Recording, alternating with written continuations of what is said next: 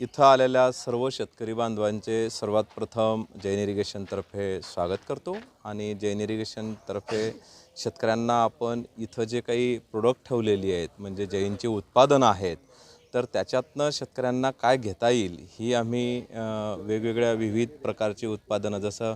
Plants फॅक्टरीमध्ये काही रोपं असतील तर काही MISमध्ये काही पाईप्स इरिगेशन ठिबक स्प्रिंकलर नवीन प्रकारची उपकरणं असतील तर असे सर्व इथं शेतकऱ्यांच्या हितासाठी ठेवलेली आहेत। त्यातून त्यांना नवनवीन तंत्रज्ञान इथं शिकायला मिळेल आणि जास्तीत जास्त उत्पादन कसं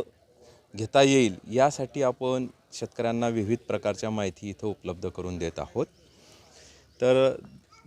रोपांचं म्हटलं तर रोपं हे कशी लागवड करायला पाहिजे, काय अंतरावर लागवड करायला पाहिजे, खताचे व्यवस्थापन काय पाहिजे, पाण्याचे व्यवस्थापन काय पाहिजे,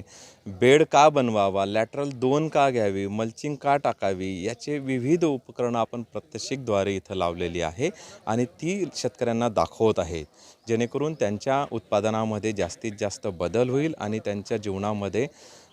आर्थिक स्थिती बदलेल।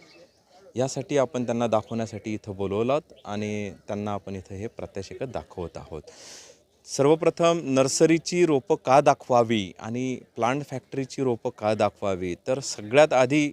खरं तर असं आहे की रोप जर चांगलं असेल, जातिवंत असेल तरच उत्पादन हे चांगल्या प्रकारे येईल, निश्चित येईल। जसं की शुद्ध बीजापोटी फळं रसाळ गोमटी असं जे म्हटलं जातं, तर रोपं तयार कशी केली जातात हे इथं आपला दाखवण्याचा प्रयत्न आहे आणि रोपं शुद्ध का असावीत, चांगल्या जातीची का निवड करावीत तर हे इथं दाखवलेलं आहे। मग त्यात वांगी असेल, मिरची असेल, टोमॅटो असेल, टरबूज असेल, खरबूज असेल, कांदा असेल, केळी असेल, स्ट्रॉबेरी असेल, कॉफी असतील, डाळिंब असेल, कांदा बियाणे असेल, बटाटा बियाणे असेल, अद्रक असतील, हळद असेल, तसेच खास तौरवर आंबा असेल, शेवगा असेल, सीताफळ असेल, मोसंबी असतील, जैन स्वीट ऑरेंज असेल, संत्रा असेल, नारळ असतील, सीताफळ चिकू असतील इत्यादी पिके आपण वेगवेगळ्या पद्धतीने वेगवेगळ्या अंतरावर लागवड करण्याचे मार्गदर्शन शेतकऱ्यांना करत आहोत। शेतकऱ्याने बांधावर नारळाची लागवड का करावी, तर बांधाची शेती ही खाली असते आणि बांधावर आपण पाणी देत असतो किंवा आपलं शेवट जे पाणी जातं तिथून शेतकऱ्याला नारळ लावल्याने त्याच्या जीवनामध्ये बदल निश्चित होईल, कारण त्याला तिथून रिकाम्या जागेतून उत्पादन घेण्यासाठी म्हणजे उत्पादन मिळेल आणि तिथून जी फळं मिळतील त्याला घरी पण स्वतःहून खाता पण येतील आणि बाजारात उरलेली विकता पण येईल। म्हणजे जिथून आपल्याला काही मिळत नाही अशा जमिनीतून सुद्धा आपल्याला फायदा होईल। यासाठी आपण त्यांना शेताच्या बांधावर लागवड करण्यासाठी नारळाची माहिती देत असतो, शेवग्याची देत असतो आणि इतर जी पिकं आहेत ती आपण कोरडवाहू जमीन म्हणजे जिथं मुरमाड जमीन असेल किंवा आपल्याकडं एखाद्या व्यक्तीकडे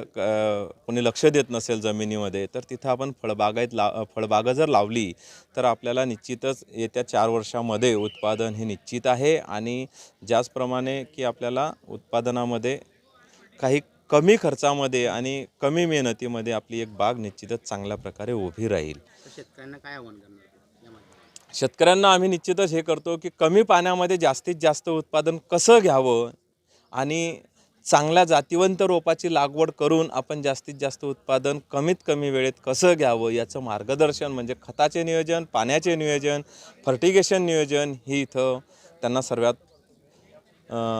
सर्वप्रथम सांगलं जातं आणि जेणेकरून याच्यानुसारच आपण लागवड करावी आणि मॅनेजमेंट जर आपण शेतीचं केलं तर आपल्याला निश्चित आपल्या उत्पादनामध्ये वाढ होईल आणि आपल्या जीवनमान बदलेल।